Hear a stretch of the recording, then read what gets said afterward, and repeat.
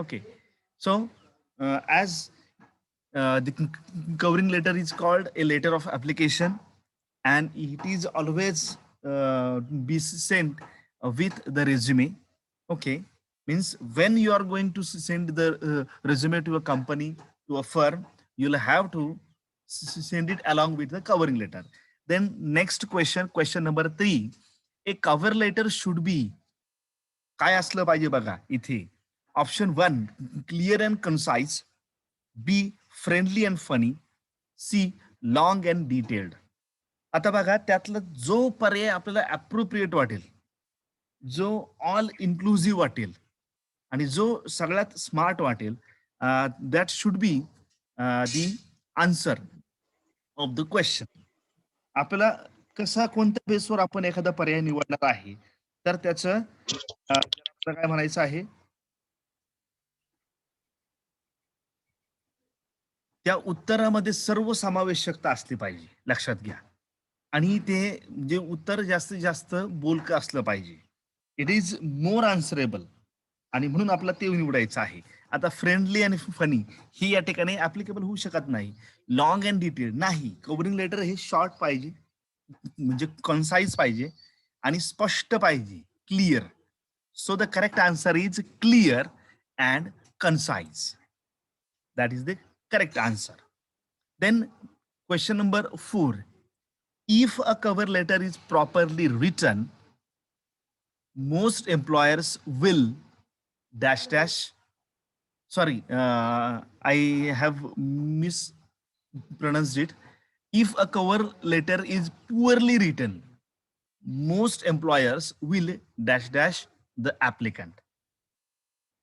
So the correct answer is the employers will reject the applicant because the cover letter is poorly written.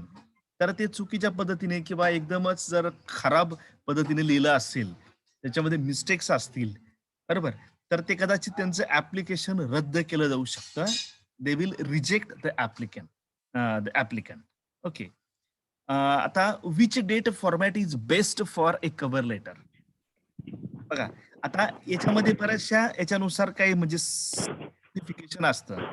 तर हा प्रश्न थोडासा म्हणजे tricky आहे. कुणाचा आवाज येतोय? So just mute your audios.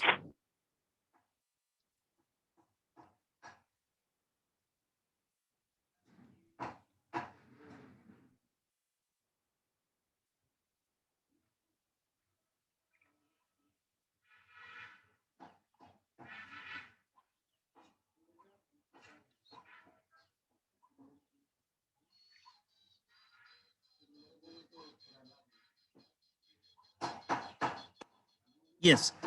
So here, October 9, 2020 is considered a most acceptable format. असं जरी असलं तरी आपण इतरही स्वरूपाचा वापरतो. म्हणून आपण असं नाही म्हणायचं की आपलं पद्धत चुकीची आहे की नाही. कारण वेगवेगळ्या फॉर्मॅटनुसार तसं वापरलं जाऊ शकतो. As per different countries they have their different styles of writing date. बघा, म्हणजे अमेरिकेतील ती पद्धत आहे तारीख लिहिण्याची, किंवा आपल्या देशातील असेल किंवा इतर देशातील. So they may vary. Okay. So and there is one more question. Your name should be written कुठं असलं पाहिजे? At the top, in the middle, or at the bottom of the letter. तर इथे ऍट द बॉटम असं म्हटलेलं आहे. पण ज्यावेळेस आपण आपला ऍड्रेस लिहितोय, तर तो ऍड्रेस आपला वरती असतो सगळ्यात, बरोबर. त्यानंतर डेट असते आणि त्यानंतर इनसाइड ऍड्रेस असतं.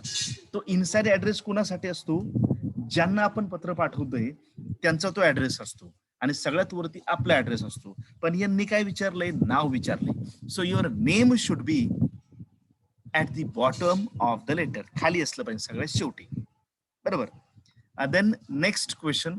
तुम्हाला क्वेश्चन समजतायत का आणि त्याचे आन्सर तुम्हाला कॉम्प्रिहेन्सिव्ह वाटतायत का students?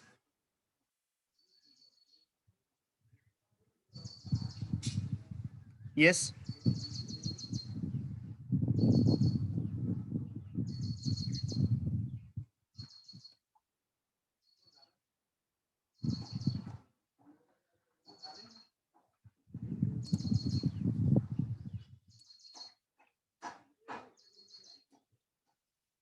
I am waiting for your reply.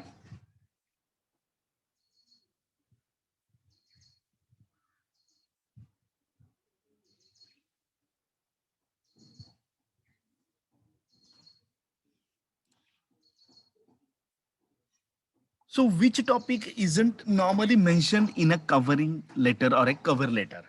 तर बघा त्यात तुम्हाला लगेच कळलं पाहिजे की आपल्या याच्यातून कोणती गोष्ट आपण त्याच्यात मेन्शन करू शकत नाही किंवा करायला नाही पाहिजे. तर बघा the position, the salary, the company.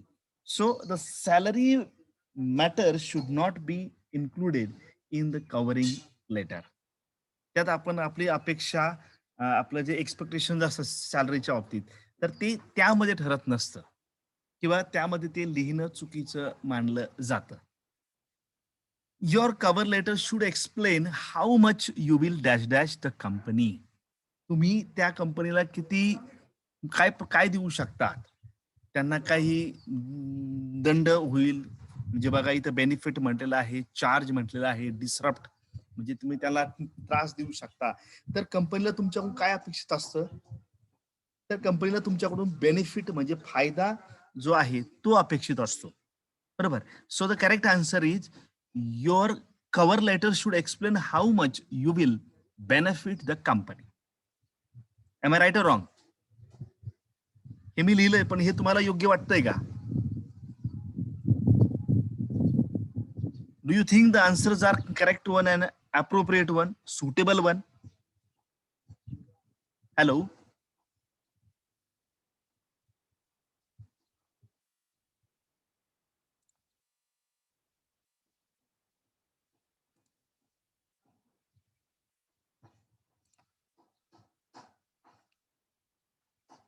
तुम्ही बोलू शकता, तुम्हाला अनम्यूट केलेलं आहे. I have unmuted you so you can speak up here because some kind of interaction must be here. आता हे जे सगळं स्टडी मटेरियल आहे हे ऑलरेडी तुम्हाला तुमच्या गुगल क्लासरूम वरती मी आताच काही मिनिटापूर्वी पाठवलेलं आहे. तुम्ही तिथूनही घेऊ शकतात. One more thing, I am also going to share the things, the PDF material with your WhatsApp group too. Or if you demanded, I can give you to your personal number also. If you demand. जर काही ना समजा ग्रुपवरती घेण्यात अडचण येत असेल किंवा काही ग्रुपवर नसतील तर आपण त्याला तिकडे पाठवता येईल, सर्वांना ते मिळालं पाहिजे. आणि एस्पेशली SY BCS साठी तर आजचाच दिवस आहे. त्यामुळे हे सगळं मटेरियल तुम्हाला याच्यावरती प्रक्रिया करणं, प्रोसेस करणं, वाचणं, समजून घेणं महत्वाचं आहे. आणि पेपर चालू असताना आपला प्रत्येक प्रश्न व्यवस्थितपणे वाचा. Do read each and every questions carefully. बरोबर. आणि पूर्ण वेळ घ्या. काही विद्यार्थी काय करतात 20 मिनिटामध्ये 22-25 मिनिटामध्ये सर्व प्रश्नपत्रिका सोडून मोकळे होतात. असं करू नका. तुम्हाला जेवढा वेळ त्यासाठी अलॉट केलं आहे 1 तास 60 minutes. So you will have to use, you must use each and every minute that is allotted to you, that is given to you.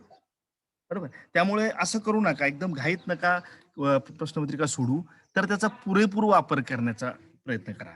Cover letter often begin with the applicant explaining how they.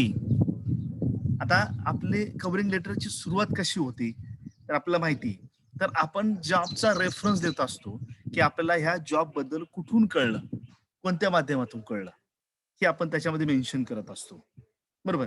So found out about the job. How they found out about the job means by which means or which media,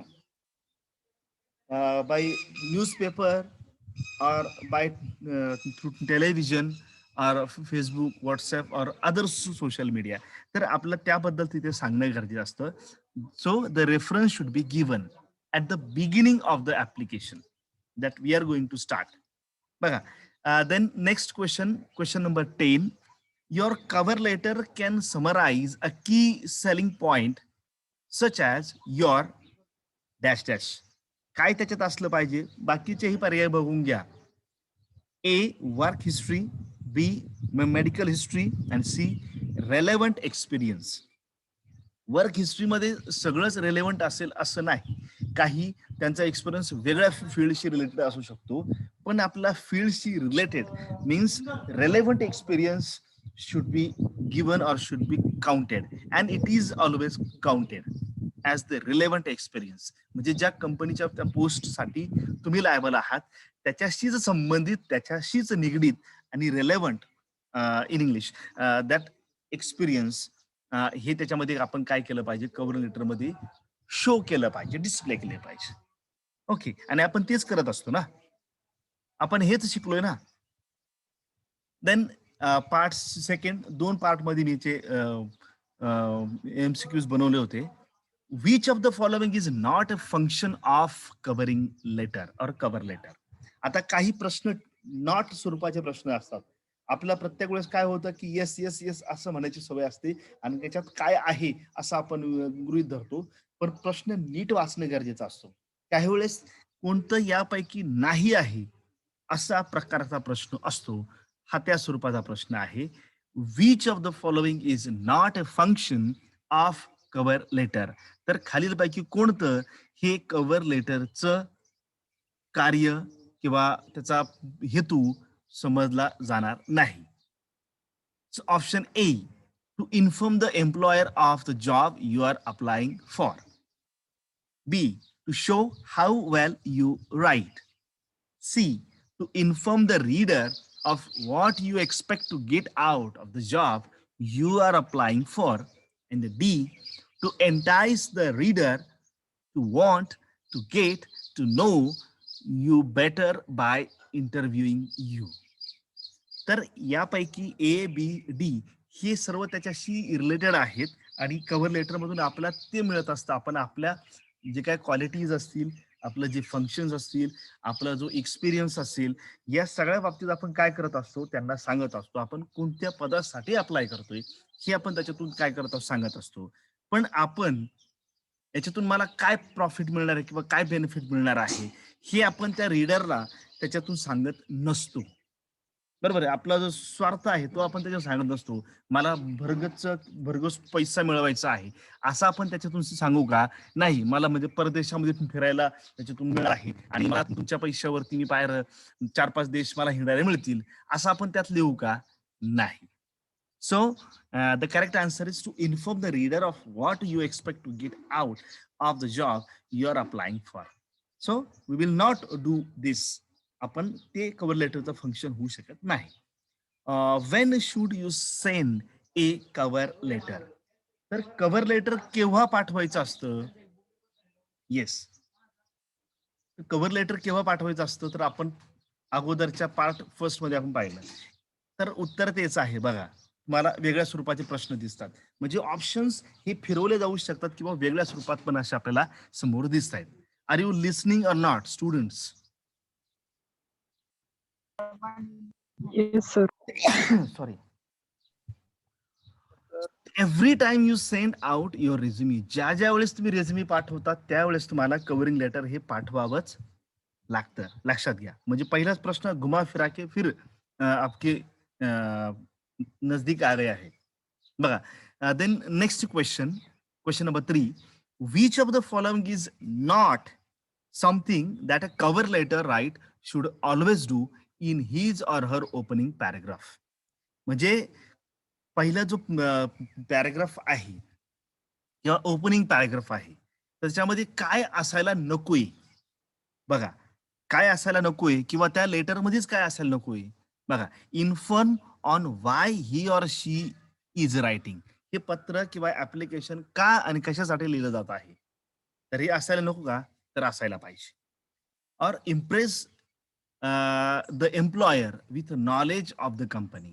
इथे ही झालंय तर इथे impress the employer असं असं त्याचा अर्थ घ्या. बरोबर, impress the employer with knowledge of the company. कारण मला त्या कंपनीविषयी किती नॉलेज आहे, कारण त्या कंपनीविषयी मी माहिती गोळा केली पाहिजे ना, त्या फर्म विषयी माहिती गोळा केली पाहिजे. तर हेही आपण त्यामध्ये मेन्शन करू शकता. Be specific about the position sort and what they can offer. आणि बघा, म्हणजे आपल्याला कोणत्या पोस्टसाठी, कोणत्या पोझिशनसाठी आपण अप्लाय करतोय, तर हे सुद्धा आपण त्याच्यामध्ये स्पेसिफाय करतो, पण आपण काय स्पेसिफाय करत नाही हा प्रश्न आपण वरती बघितलाय बघा. Mention salary specification that should not be a part of cover letter. बरोबर, ते त्या कव्हर लेटर मध्ये येता कामा नये. Okay, because that is related to your personal interest. तर तुमचा वैयक्तिक स्वार्थ त्याच्यामध्ये असतो. सॅलरी पार्ट हा त्याचा आपल्या प्रत्येकाचा म्हणजे फुलफिलमेंटचा भाग झाला, पण तो तुमच्या वर्क कल्चरचा भाग इथे होऊ शकत नाही. Are you getting my point or not students? Yes.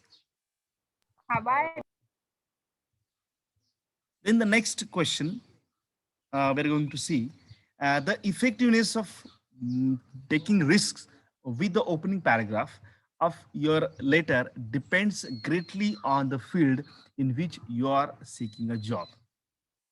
बघा, म्हणजे effectiveness of taking risks with the opening paragraph of your letter depends greatly on of the field in which you are seeking a job.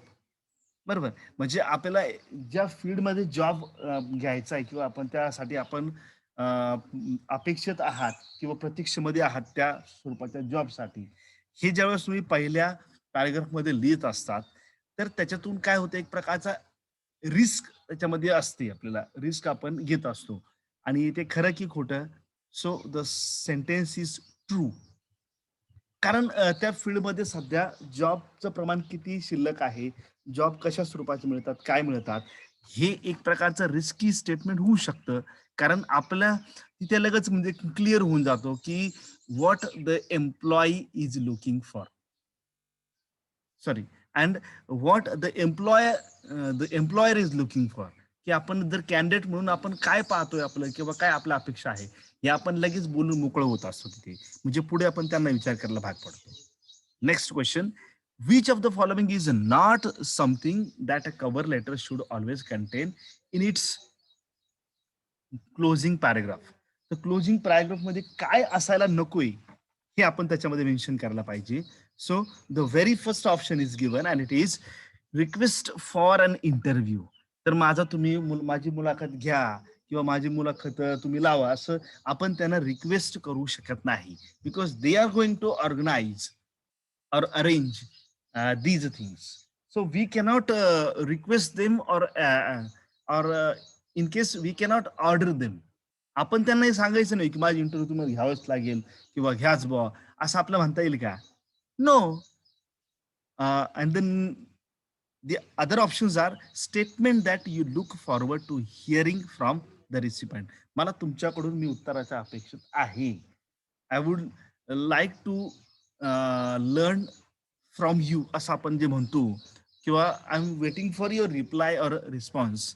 I am hopefully waiting for your reply असं आपण म्हणतो. That is the end of the covering letter. ठीक आहे, पण please take my interview और असं वगैरे आपलं म्हणता येईल का? नाही. So we can't say or insist on them. बघा, which next question, which of the following is necessary for a successful cover letter? आता चांगल्या कव्हर लेटरसाठी आपल्याला काय असणं अपेक्षित आहे? तर सगळे पर्याय तुम्हाला वाचून घेणं गरजेचं आहे. बघा, बॉडी अँड क्लोजिंग पॅराग्राफ्स. त्याच्यामध्ये सुरुवातीचा पॅराग्राफ, त्यानंतर मेन म्हणजे जो आपला main body of letter and the closing paragraph हे तर असेलच पाहिजे. त्यानंतर addressing the letter to a specific individual or department. ज्यांना आपल्याला पत्र पाठवायचं आहे, ज्यांना उद्देशून, त्यांचा ऍड्रेस त्यामध्ये आपलं मेन्शन करणं गरजेचंच आहे. बरोबर. And connecting your skills to the ones profiled in the job advertisement. त्या जॉब ऍडव्हर्टिजमेंट मध्ये जे त्यांना स्किल्स त्यांना आवश्यक आहेत कॅन्डिडेट कडून, तर हे सर्व स्किल्सनी तुम्ही काय केलं पाहिजे, त्यांना इम्प्रेस केलं पाहिजे. ओके, म्हणजे वरचे तीनही पर्याय बरोबर आहे. So the correct answer is D, all of the above. तर अशा स्वरूपाचे प्रश्न पण त्याच्यामध्ये असू शकतात, असतात, नवे येतातच. म्हणून त्यासाठी पण आपण काय असलं पाहिजे, be alert, be prepare for that also. The next one. अजून आपल्याकडे वेळ आहे, भरपूर वेळ आहे अजून. जवळजवळ आपल्याला अजून आपण 12:35 सुरू केला, अजून 15 मिनिट आपल्याकडे वेळ आहे. तर ही एक पीडीएफ आपली फाईल पूर्ण पाहून होणार आहे आणि आणखी एक फाईल आहे, तर ती काय आता आपल्याला आता पाहणं शक्य नाहीये. जर तुम्ही तयार असाल, तुम्हाला जर पुढे लेक्चर नसेल, तर आपण हे लेक्चर संपल्यानंतर परत एकदा काय करूया, रिजॉईन करूया. जसं केलं तर चालेल का? Do you have? Sir lecture आहे सर पुढे आहे एक. सर. ठीक आहे. So there is no need to rejoin. पण तुम्ही या सगळ्या पीडीएफच्या मिळवण्यासाठी तुम्ही प्रयत्न कराल की नाही? You simply need to yes sir. Google classroom. तेवढं तर कराल की नाही दादांनो? एवढं करा तुमच्या फायद्यासाठी.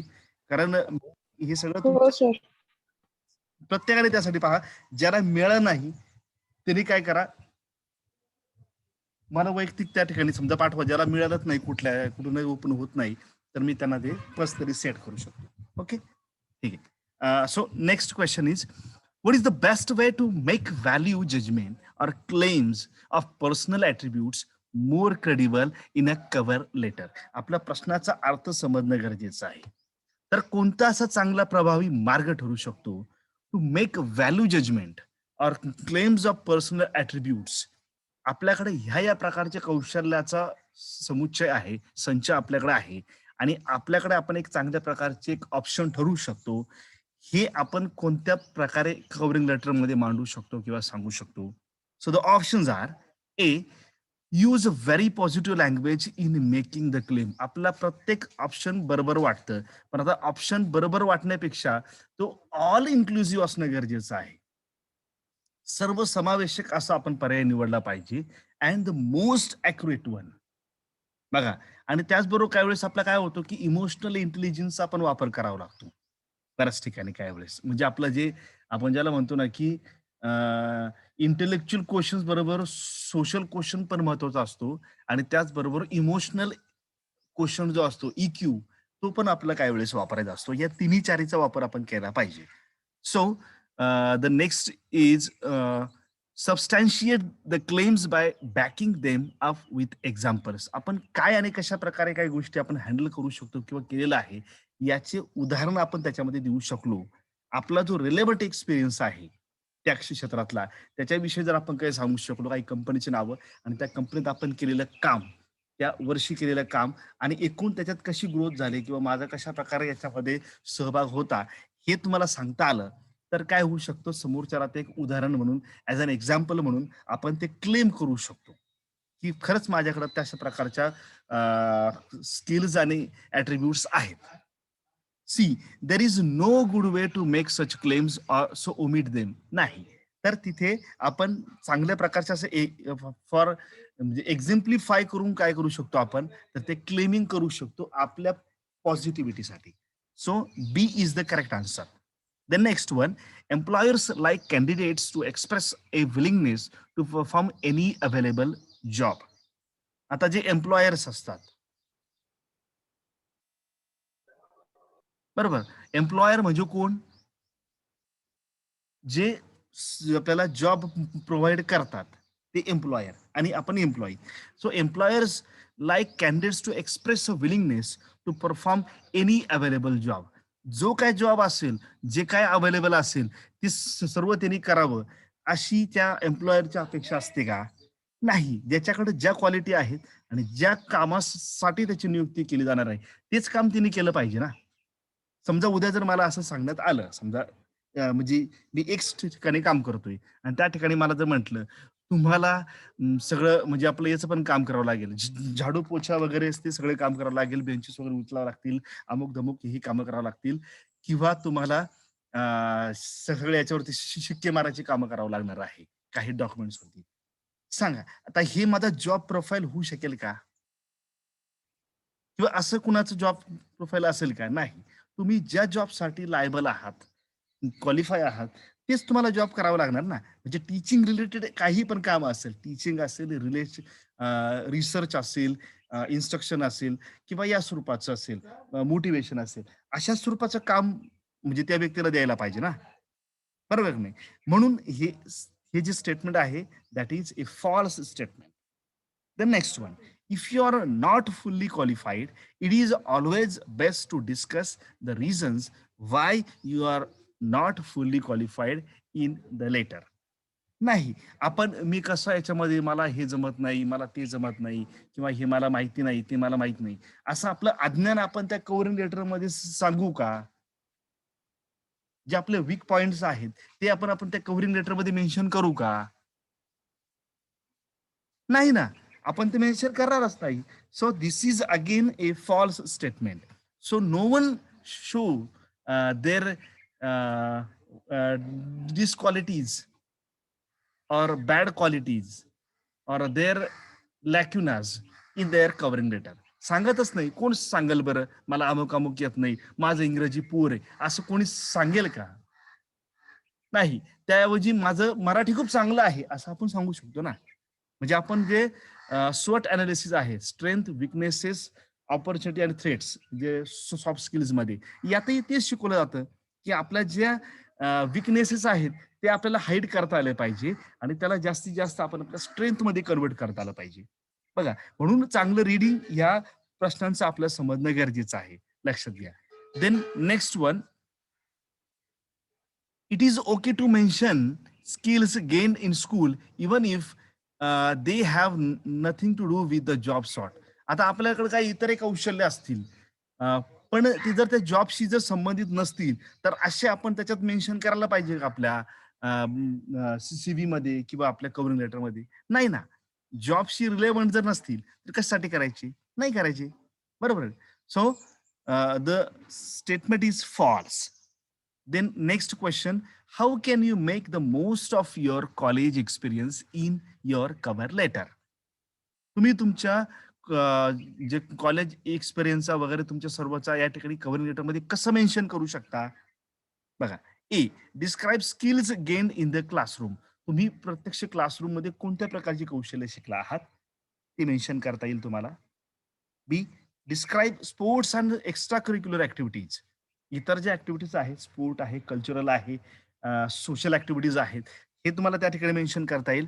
Discuss hands on projects. तुम्ही ज्या ज्या प्रोजेक्ट्स मध्ये काम केलेलं आहे, काही सर्वे मध्ये काम केलं असेल, किंवा काही तुम्ही रिसर्च वर्क केलं असेल, प्रोजेक्ट वर्क केलं असेल, हे हे सगळं सगळं तुम्ही त्यामध्ये टाकू शकता. मी माझ्या सीव्ही मध्ये, मी तुम्हाला माझा सीव्ही म्हणजे भूषण म्हणून कधी पाठवलाच नाही, नको म्हटलं.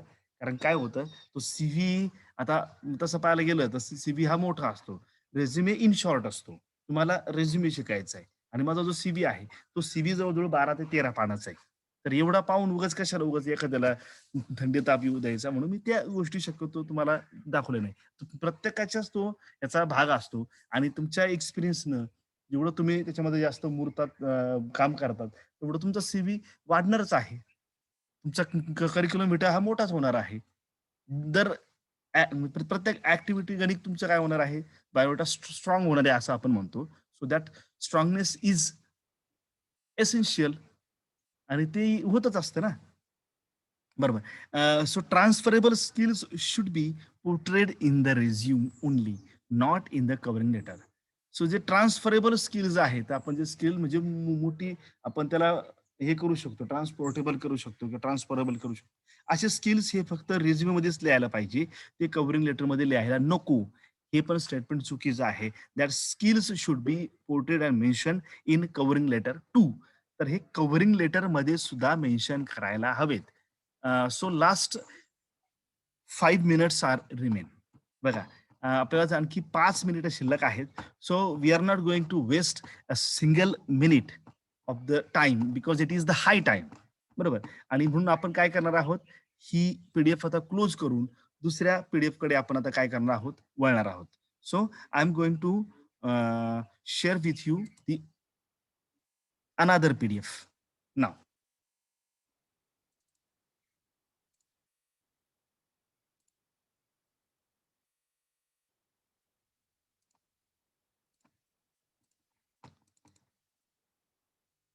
As the previous PDF was based on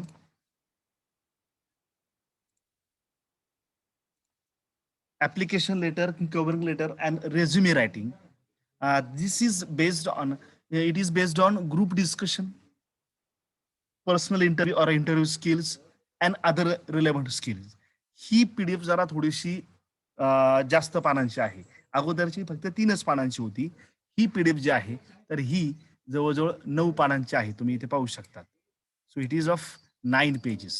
okay. So we are getting. आता याच्यामध्ये तुम्हाला हे दिसेल, की याच्यामध्ये फार मला बोलायची गरज नाही. कारण जो ऑप्शन दिले आणि त्याचं एक्सप्लेनेशन दिलेलं आहे. स्पष्टीकरण हे आपल्या माहितीसाठी, आपल्या अंडरस्टँडिंगसाठी असतं. ते आपल्याला कुणाला द्यायचं नसतं. बरोबर? तर अमुक एकच पर्याय का बरोबर आहे? तर त्याच्यासाठी त्याचं एक्सप्लेनेशन आपल्याला काय करू शकतं? मदत करू शकतो. Okay. So question 1, which of these are vital for any organization? बघा, डिबेट्स, ग्रुप डिस्कशन्स, स्पीचेस आणि आर्ग्युमेंट्स. बघा, आता याच्यातला जो रिलेव्हंट काय आहे आपल्याला इथे ते समजून घेऊन, तर ग्रुप डिस्कशन, गट चर्चा, गटामध्ये घडून येणारा सुसंवाद हा महत्वाचा आहे आणि त्याचं एक्सप्लेनेशन खाली दिलेलं आहे, ते तुम्ही वाचू शकता. तर अशा स्वरूपाचे प्रश्न हे आणि त्याची उत्तरे आणि त्याचं स्पष्टीकरण या स्वरूपात काय आहेत हे सर्व दिलेलं आहे. तुम्हाला मी आणखी काही प्रश्न याच्यातले दाखवू शकतो, because there are 2 minutes in our hand. Which of these qualities are important in a group discussion? बघा, ग्रुप डिस्कशन मध्ये काय महत्वाचं असलं? इमोशनल स्टॅबिलिटी, म्हणजे आपण भावनिक स्थैर्य किंवा स्थिरता आपल्याकडे असायला पाहिजे का? हॉस्टिलिटी असायला पाहिजे का? आक्रमकता आपण असायला पाहिजे का? खूपच रागीटपणा, अज्ञान, इग्नोरन्स. बघा, म्हणजे तुम्हाला शब्दाचा अर्थ माहिती असणं गरजेचं आहे. तर तुम्ही त्या प्रकारच्या प्रश्नासाठी योग्य प्रकारचा पर्याय आपल्याला काय करता येईल? निवडता येईल. अग्रेसिव्हनेस, खूपच आपण आक्रमक किंवा असणं, अरेरावीची भाषा करणं, असं आपल्याला असून उपयोग आहे का? नाही.